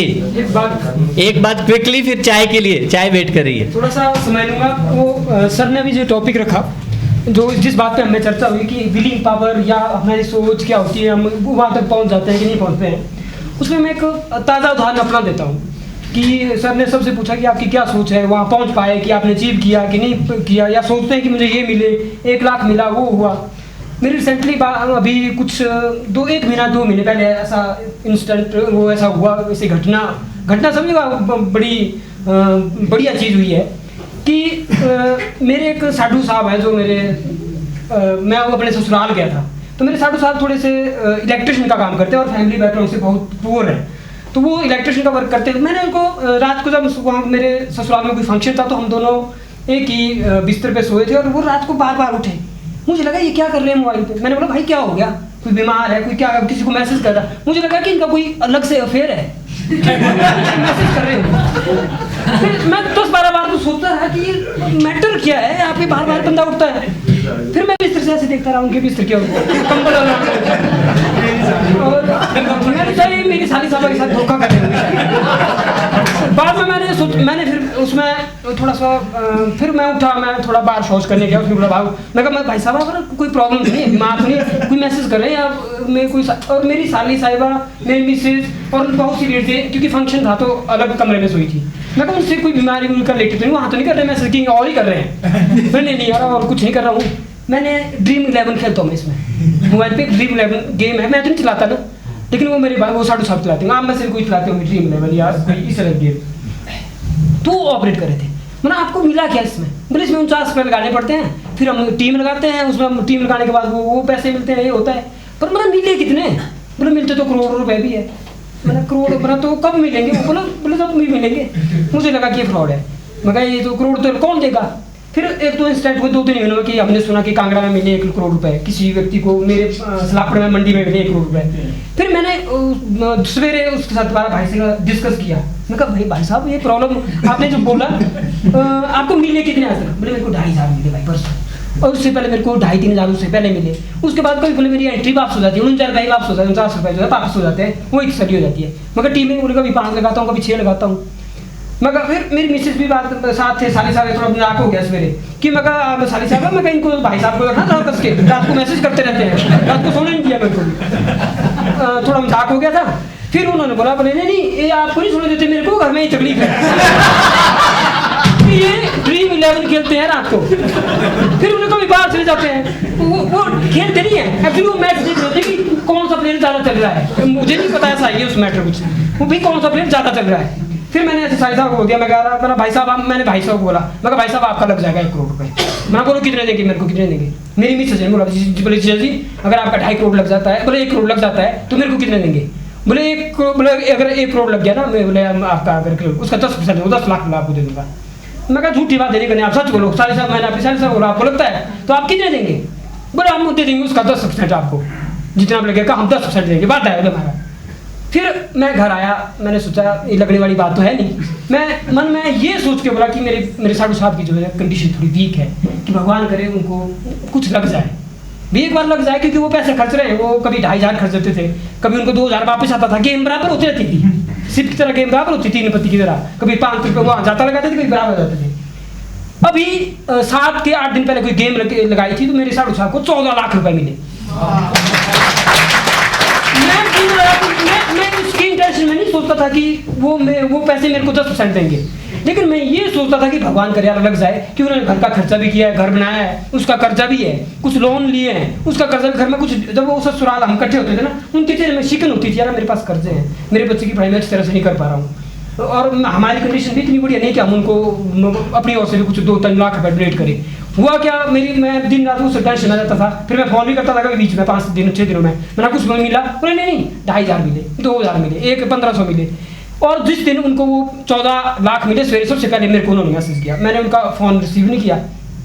दोपहर को ऑफिस जाने के बाद मैंने उनका फ़ोन रिसीव किया, क्या हुआ? बोले पैसे मिल गए 14 लाख रुपए। नहीं, फिर उन्होंने मेरे को मैसेज डाला, मैंने अच्छा फिर मैंने ये बात नहीं की कि वो मेरे को मेरे पैसे दे रहे, मैंने ये बात की नहीं। 1 करोड़ में थे।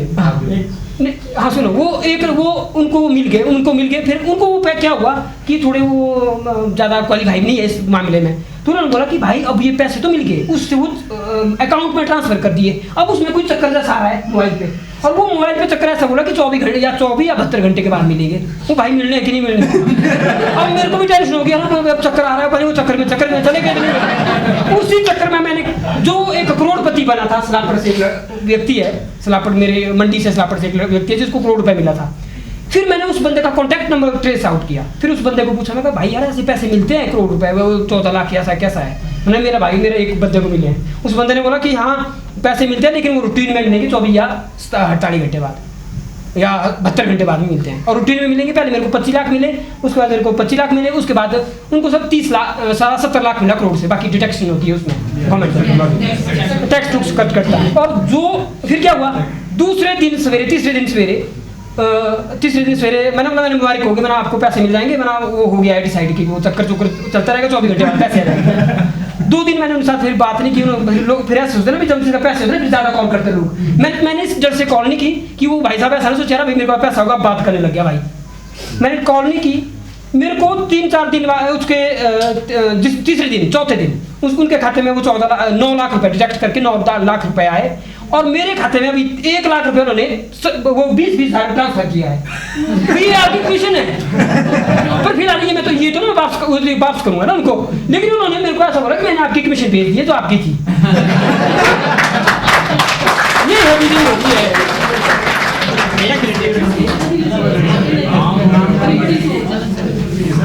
हमने कहा कि यहाँ आएंगे आप अपनी मर्जी से जाएंगे।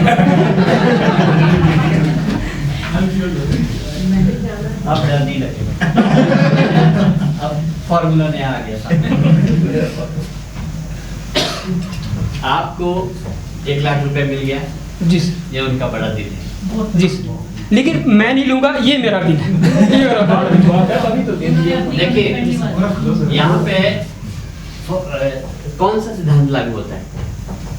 मोर we give more we get. जितना हम देंगे उतना हमें वापस मिलेगा, कई गुना ज्यादा मिलेगा। आपने दुआएं भेजी, काम कर गई, उन्होंने अपनी मेहनत की, वो काम कर गई और आपको मिल गया। आप रखे ना रखे वो आपका अलग मामला है। अगर आप और चाहते हैं कहीं से आपको मिले तो आपको देना पड़ेगा, क्योंकि मिलता हमें वही है जो हम देते हैं। तो क्या आप कल इनको मूवी दिखा रहे हैं? उस पैसे से नहीं, क्योंकि उसकी वो मेरे साडू भाई की कंडीशन खराब है, उस पैसे से तो मैं एक पैसा खर्च नहीं करूँगा, वो सारे वापस करने जा रहा हूँ क्योंकि उनका थोड़ा फाइनेंशियली भी कमजोर है। मैं तो खुद चाहता था कि उनकी 1-2 लाख की मदद करूँ। मूवी मैं अपने पैसे से कर लूंगा, पहले कोई बात नहीं। थैंक यू वेरी मच, अच्छा लगा। अब चाय की प्रतीक्षा है। चलिए please, thank you very much. Mission से WSSA प्रोग्राम के तहत और मैं IPH डिपार्टमेंट को सपोर्ट कर रहा हूं भारत सरकार की ओर से उनके ट्रेनिंग प्रोग्राम में। आप किस किस डिस्ट्रिक्ट से हैं? ऑलमोस्ट सभी डिस्ट्रिक्ट से हैं। सो आपकी डिस्ट्रिक्ट में आपने सुना होगा RPL प्रोग्राम चला है 5 डेज का, प्लम्बर का, पंप ऑपरेटर का, है ना। वो ट्रेनिंग प्रोग्राम मैं स्टेट को सपोर्ट कर रहा हूँ भारत सरकार की ओर से। मगर अभी जो मैं आपके साथ हूँ वो मैं आपके 5 मिनट लूँगा एक ऐसे विषय पर बात करने के लिए जिससे हम सब परिचित हैं लेकिन हम उसको इग्नोर करते हैं। जो समस्या है वो है ग्लोबल वार्मिंग। हम सोचते हैं कि जो धरती गर्म हो रही है ये चलता है, इससे कोई ज़्यादा फर्क नहीं पड़ता है। लेकिन आप चूंकि IPH डिपार्टमेंट से जुड़े हैं, आप जानते होंगे कि आपके पानी के सोर्सेज पर कितना ज़्यादा प्रेशर पड़ चुका है। गर्मी में आपकी सारी जो स्कीम्स हैं वो ठप हो जाती हैं ऑलमोस्ट, है ना। या बरसात में अप्रत्याशित बरसात हो रही है, हमारा पड़ोसी देश पाकिस्तान, ये सब पूरा देश डूब रहा है। और अमेरिका की बात करें तो वहाँ ऐसी भयानक बाढ़ आई है जो इस सदी में पहले कभी नहीं आई थी। तो ये इश्यूज़ है। या ऑस्ट्रेलिया के जंगल जल रहे हैं। तो ग्लोबल वार्मिंग जो है ये आने वाली चीज़ नहीं है, ये ऐसी चीज़ है जो हो रही है, आप और मैं इसे जी रहे हैं। हम इग्नोर कर सकते हैं लेकिन आने वाली जो हमारी जनरेशन है हो सकता है उनके लिए धरती रहने लायक भी ना बचे, कई एरिया नहीं बचेंगे। मालदीव की आप बात करें, अगर समुद्र का लेवल 1 मीटर भी बढ़ता है तो मालदीव पूरा का पूरा डूब जाएगा, वो नहीं बचेगा। तो ऐसे कई देश होंगे या कई भारत के हमारे जो तटीय राज्य हैं वहाँ समस्या आ सकती है। तो पूरे संसार में एक इवेंट चलाई जाती है ग्रीन एक्शन वीक, वो आपके पीछे बोर्ड बैनर पर लगाया हमने। ग्रीन एक्शन वीक 3 अक्टूबर से स्टार्ट होता है 9 अक्टूबर तक। इस दौरान पूरे संसार में लोग अधिक से अधिक लोगों तक रीच आउट करने की कोशिश करते हैं कि हम इस पृथ्वी को बचाए रखने के लिए अपना सहयोग दें। अर्थ आवर आपने सुना होगा, आधे घंटे के लिए लाइट्स ऑफ हो जाती हैं पूरे संसार में, है ना। भारत में हमारे ग्रामीण क्षेत्रों में ज़्यादा फर्क नहीं पड़ता, लेकिन जो मेट्रोज हैं वहाँ लोग ऑफ कर देते हैं लाइट्स वगैरह। तो ये बताने के लिए कि हम इस मुहिम में साथ हैं। मैं अभी आपके बीच बात करूंगा प्लास्टिक में। इस बार हमारी जो थीम है वो है प्लास्टिक। प्लास्टिक एक ऐसी नेसेसिटी है जिसके बगैर आप और हमारा जीवन नहीं चल सकता। हॉस्पिटल में कोई एडमिट हो जाए तो बिना प्लास्टिक के तो ट्रीटमेंट ही नहीं हो सकता। इंजेक्शन प्लास्टिक के, ग्लूकोज की बोतल प्लास्टिक की, हम घर की बात करें तो हमारे यहाँ सामान रखने के डब्बे प्लास्टिक के, हर चीज़ प्लास्टिक की है ना। तो बिना प्लास्टिक के उम्मीद नहीं की जा सकती है कि हम जिएंगे कैसे। लेकिन प्लास्टिक एक ऐसी समस्या है जो हमारे DNA में शामिल होने वाला है। अभी कुछ रिसर्च हुई है जिसमें कुछ केस पाए गए हैं पूरे संसार में, गिने चुने केस, जिसमें आदमी के ब्लड में माइक्रोप्लास्टिक पाया गया। सो आप और मैं जो भी हम यूज़ करते हैं, ये सारा प्लास्टिक जो है अंत में समुद्र में जाएगा, समुद्रों में मछलियाँ मारी जाएंगी या वो वापस हमारे फूड चेन का हिस्सा बन गया है। तो हमें अधिक से अधिक कोशिश करनी चाहिए कि प्लास्टिक के यूज़ को कम करें। सो प्लास्टिक का यूज़ हम कम कैसे कर सकते हैं? हम खास तौर पर जब से हिमाचल में प्लास्टिक के लिफाफे बैन हुए, हमारे यहाँ पॉलीथीन के बैग आते हैं छोटे छोटे, है ना, पॉलीथीन कपड़ा जैसा होता है, लेकिन बेसिकली वो प्लास्टिक का ही एक रूप है, वो कपड़ा नहीं है। तो अगर हम सामान लेते वक्त अपना ही बैग कैरी करें और ट्राई करें कि दुकानदार से हम कम वो लें, तो इससे क्या होगा, हालांकि हमें लगता है कि इससे क्या फ़र्क पड़ेगा, मैं नहीं लूँगा तो कोई और ले लेगा, लेकिन ऐसा नहीं है।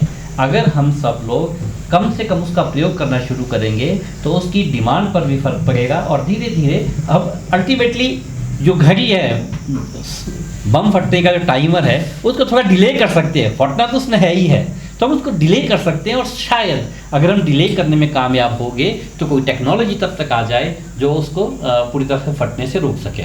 सो इस बार हमारी थीम प्लास्टिक है और हम अधिक से अधिक लोगों तक रीच कर रहे हैं कि लोगों को कहें कि कम से कम प्लास्टिक का प्रयोग करें। और दूसरी हमारी थीम है सस्टेनेबल कंजम्पशन। हम सब व्यक्ति ज़िंदगी में जो भी करते हो, हमारा 85% उपभोग है ना, तो उस उपभोग को हमें सस्टेन करना है, यानी कि हमें चीज़ों को रीयूज़ करने की आदत डालनी चाहिए। फॉर एग्ज़ाम्पल, हम सब जानते हैं कि हम घर का जो ग्रीन कचरा है वो परिवर्तनीय है, उसको हम खाद में कन्वर्ट कर सकते हैं, लेकिन हम ऐसा नहीं करते हैं। मैं जो गांव में ये समस्या नहीं है, क्योंकि गांव में जो कचरा, जो सब्जियों के छिलके वगैरह होंगे वो गायों के लिए चली जाएगी, उनके चारे का हिस्सा बन जाएगी, वो बढ़िया प्रैक्टिस है। लेकिन शहरों में दिक्कत ये है कि हम कचरे को बिना उसको सही ढंग से साइंटिफिकली उसको अलग अलग करने के बजाय हम उसको इकट्ठा करते हैं। इसका बढ़िया एग्जांपल है शिमला शहर। एमसी शिमला ने पहले कुछ लोगों को 2-2 बाल्टियाँ दी, एक पीले रंग की, एक हरे रंग की, है ना, और उनको कहा कि हर आदमी को मजबूर किया कि आप लेकर जाइए, उसके पैसे भी लिए, और लोगों को कहा कि एक डब्बे में आपने डालना है किचन का वेस्ट और एक में डालना है जो दूसरा आता है लिफाफे प्लास्टिक वगैरह वो। लेकिन ये तरीका चला ही नहीं। फिर उन्होंने कहा कि अब हम हफ्ते में केवल एक बार उठाएंगे सूखा कचरा, बाकी उठाएंगे गीला कचरा। लेकिन वो मुहिम बात बनी नहीं, क्योंकि जो कचरा लेने आता है उस आदमी को इक्विप और ट्रेन नहीं किया गया कि वो दोनों को अलग अलग ले। तो उसने क्या किया, एक थैला खोला, एक का प्लास्टिक ड्राई वेस्ट भी डाल दिया, दूसरे का वेट वेस्ट भी डाल दिया। तो लोगों ने सोचा यार जब इकट्ठा जाना ही है तो हम घर के अंदर 2 डस्टबिन क्यों रखें, ठीक है।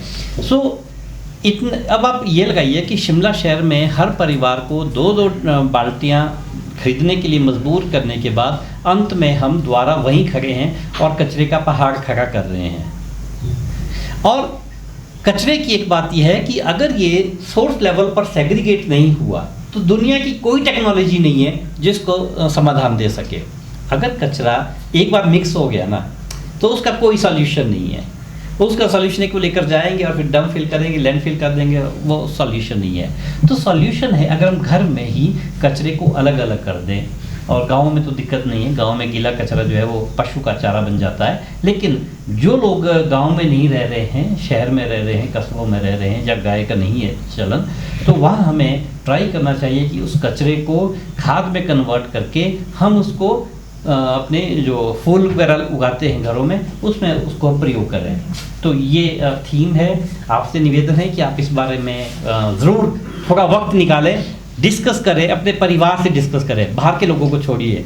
अगर हम अपने परिवार में भी इन इश्यूज़ पर बात करेंगे तो समझ बननी शुरू हो जाएगी कि हमें क्या करना चाहिए, क्या नहीं करना चाहिए। Thank you sir. एक मिनट जी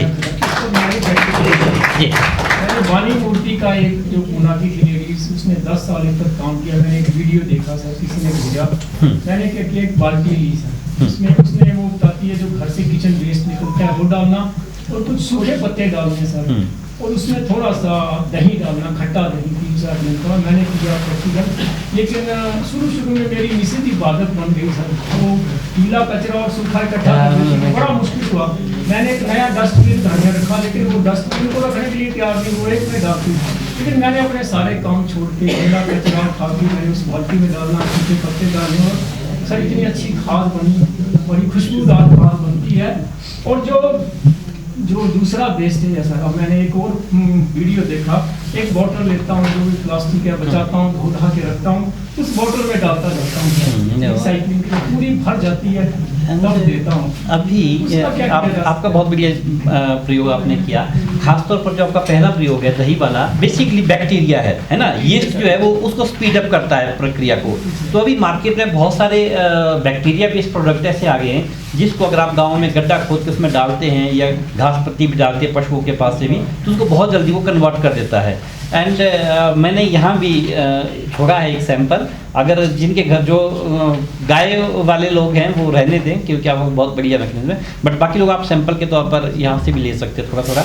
वो उसका तरीका ये है कि आप कचरा डाल देते किसी खाली जगह में, और उसमें थोड़ा सा ऊपर से लगभग इतना एक वो बैक्टीरिया डालना है, फिर उसके बाद फिर कचरा डालिए, फिर डालिए। इस तरीके से वो 21 डेज जो ये बैक्टीरिया 21 डेज मैक्सिमम लेता है और पूरे के पूरे को कन्वर्ट कर देता है। जो प्लास्टिक की बात है, बेसिकली एक नई चीज़ है देश में जिस पर कानून भी है लेकिन हम लागू नहीं कर रहे हैं, अमल नहीं कर रहे हैं। वो कानून है बाय बैक पॉलिसी। भारत सरकार ने ये नोटिफाई किया है, अभी तो कोई जाएगा सुप्रीम कोर्ट तो स्टेट को डंडा पड़ेगा, तब हमारे लोग जागते हैं, ऐसे कहाँ जागते हैं हम लोग। सो उसमें क्या है कि फॉर एग्जाम्पल आपने फ्रिज लिया, फ्रिज की शेल लाइफ है 12 साल, 12 साल के बाद वो वेस्ट है, आप कहाँ डालेंगे उसको? तो हम कंपनियों को ये कह रहे हैं कि आपको कलेक्शन सेंटर इस्टेब्लिश करने हैं ताकि लोग अपनी बेकार चीज़ को वहाँ छोड़ेंगे और कंपनी उसको वापस लेकर जाएगी, रिसाइकिल करेगी अपने प्लांट में, क्योंकि ऐसी चीज़ें हैं जिसको हम ओपन में कहीं भी नहीं कर सकते हैं। तो ये हिमाचल में सैमसंग की अगर मैं बात करूं, सैमसंग का कश्मीर में भी है, जम्मू में है, पंजाब और हरियाणा में भी कलेक्शन सेंटर है, मगर हिमाचल में नहीं है। तो हम प्रेशर डाल रहे हैं, अभी 7 तारीख को हमारी स्टेक होल्डर कंसल्टेशन होगी, उसमें हम बात कर रहे हैं कि हर कंपनी जो है, बड़ी कंपनी, ये अपने सामान के खराब सामान को वापस लेने के लिए एक सेंटर डेजिग्नेट करे जहां हम दे सके। तो अगर ऐसा हो जाता है तो ये प्लास्टिक बिस्लरी पर भी लागू होगा, ठीक है। और अगर मान लीजिए बिस्लरी वगैरह नहीं भी करती है तो इसका एक बढ़िया तरीका ये है कि श्रेडर्स मिलते हैं। एक सेंटर सीपैट इंस्टीट्यूट है, सेंटर फॉर पेट्रोलियम सीपैट, ये बद्दी में है। सो ये लोग क्या करते हैं, ये डेमोन्स्ट्रेशन करते, ट्रेनिंग कराते हैं। अगर हम प्लास्टिक उनको लेकर देते हैं तो उस प्लास्टिक को श्रेडर में उसके चूरा बना देंगे। उसके बाद जो पाइप है ना, 2 तरह की पाइप आती है, एक जो आप डिपार्टमेंट लेते हैं बढ़िया पाइप, उसमें एक साइड से हरे रंग का निशान होता है, वो है A ग्रेड का। फिर जो दूसरी पाइप आती है, सोलन से कोई है यहाँ? सोलन से नहीं है, बिंदल जी के, हाँ बिंदल जी के भी इंडस्ट्री है चंबा घाट में ऊपरली साइड को, है ना, वहाँ 3-4 कंपनीज है जो वो पाइप्स बनाते हैं। वो उस पाइप में एक रेशो होता है केवल जो वर्जिन प्लास्टिक दाना है, बाकी होता है ये श्रेडर वाला, तो उसकी वैल्यू भी थोड़ी कम होती है, लाइफ भी कम होती है, तो वो रीयूज हो सकता है वो वाला प्लास्टिक। एंड अभी कुछ लोग प्लास्टिक की इसकी ईंट बना रहे हैं, प्लास्टिक की ईंट्स, और हिमाचल सरकार ने तय किया था कि हम रोड में यूज़ करेंगे प्लास्टिक को। तो नवभार का रोड जो है हॉर्टिकल्चर डिपार्टमेंट की ओर के जो निकला हुआ चौक से, वो उसका एग्जांपल है, उसमें प्लास्टिक वेस्ट यूज़ किया गया है। धर्मशाला में बना है सर, धर्मशाला में जरूर बना होगा। हाँ, सो हमें जो हमारे पास देखो 2 चीज़ें होती हैं, एक चीज़ है एरिया ऑफ कंसर्न, एक है एरिया ऑफ इन्फ्लुएंस।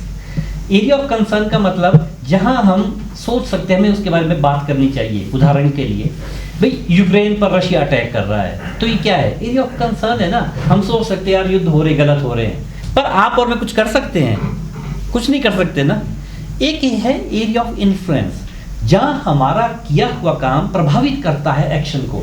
यानी कि अगर हम घर में, जैसा आपने किया, आपने घर में क्या किया, प्लास्टिक के गार्बेज को 2 अलग अलग किया, तो हुआ ना, वो कन्वर्ट हुआ। हमारी समस्या क्या है, हम अधिकांश समय बिताते हैं एरिया ऑफ कंसर्न में, जहां हम कुछ नहीं कर सकते, उसके बारे में बात करेंगे, ठीक है। और जहां हमारा सोच या जहां हमारा कहा हुआ फर्क डाल सकता है, उसके बारे में हम कम बात करते हैं। हमें अपने अपने घरों में, अपने आस पड़ोस में थोड़ा सा समय ज़रूर निकालना चाहिए। हम पर्यावरण के मुद्दों पर एक दूसरे के साथ ज़रूर बात करें।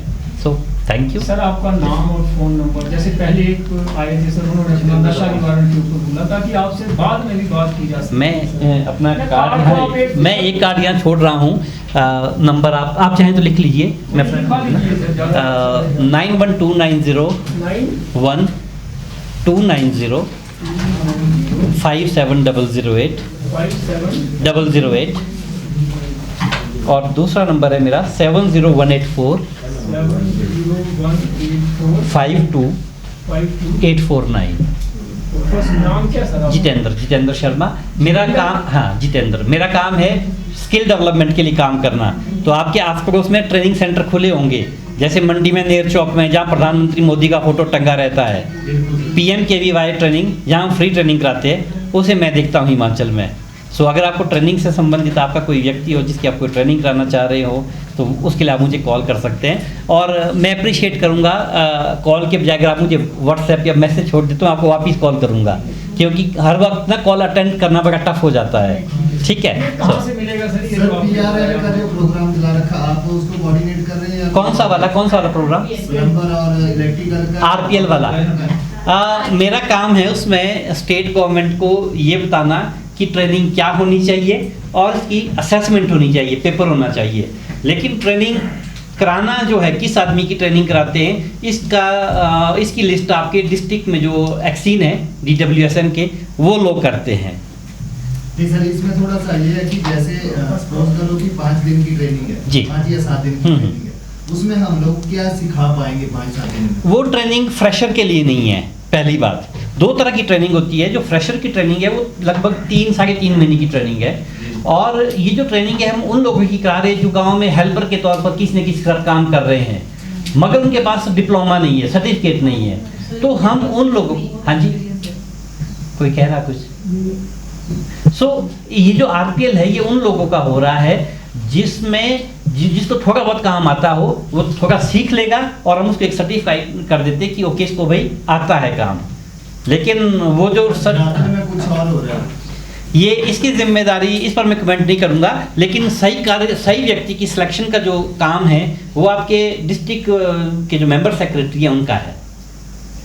लिस्ट तो सर पंचायत लेवल से मेंबर सेक्रेटरी के पास जाती है। उस पर मैं कमेंट नहीं करूंगा क्योंकि मुझे नहीं पता लिस्ट कैसे तैयार होती है। मेरा काम है असेसमेंट करना और राज्य सरकार को मदद करना कि मॉड्यूल क्या है, ट्रेनिंग होनी क्या चाहिए, वो मॉड्यूल मैं उनको देता हूँ। ठीक है, हाँ सिलेबस और पेपर, जो उनका पेपर होता है वो मैं इंश्योर करता हूँ कि पेपर हो और सही ढंग से हो। थैंक यू जी, थैंक यू। तो आज का दिन ठीक है, specific learning of the day, क्या खास आज का खास सीख अगर याद आ रही है कोई, तो कोई खास सीख याद आ रही है तो एक्टिविटीज खास सीख, any specific learning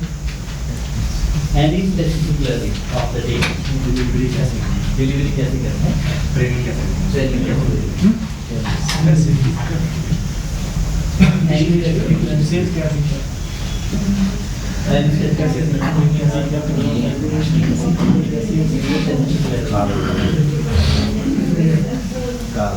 prayer, specific learning prayer, डर नहीं है ना,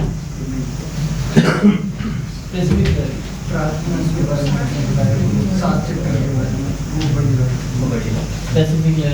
specific learning, importance of prayer, training arrangements, prayer,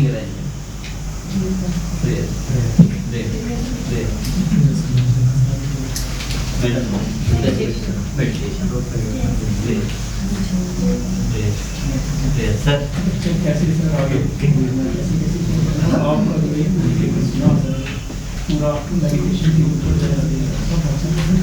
training के लिए प्लानिंग।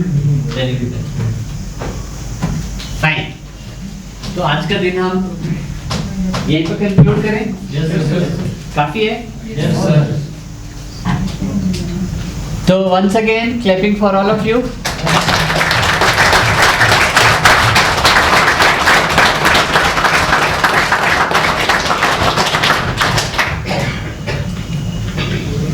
आज मौसम थोड़ा ख़राब था।